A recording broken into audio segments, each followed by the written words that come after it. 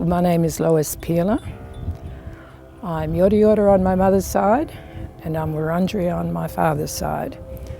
I come from a family that has been involved in Aboriginal affairs forever, and I guess I've continued to be involved. I had another life. I worked as a freelance model. I travelled the world, but I was drawn to come back and work in this field.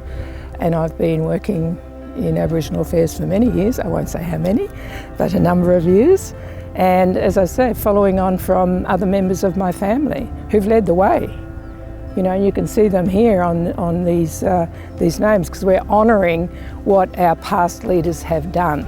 The History Walk honours our Aboriginal leaders of the past and some who are still with us today, people who have worked to bring about change in Australia. And this particular area here, when I look around, these are Yorta people.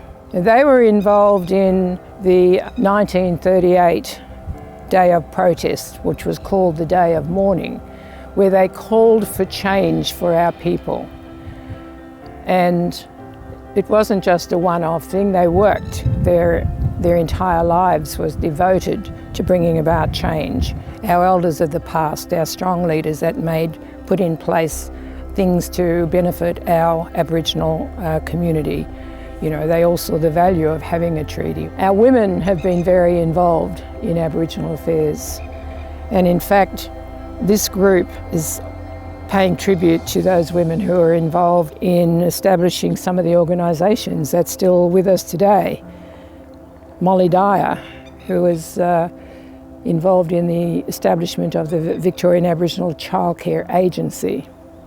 Geraldine Briggs, my mum, who lived on Cumragunja and was part of the Cumragunja walk-off in 1939 because of the mistreatment of our people. My mum stayed involved in Aboriginal affairs forever. Aunty Joyce Johnson was involved in the establishment of our organisation. So this group of women worked very closely together. All of these women that were highly involved, unfortunately don't always get the recognition.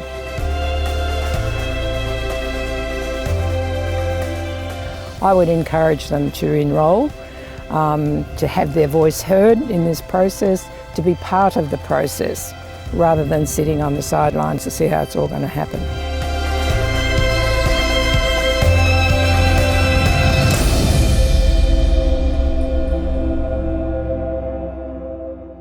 Authorised by the Victorian Treaty Advancement Commission, Melbourne.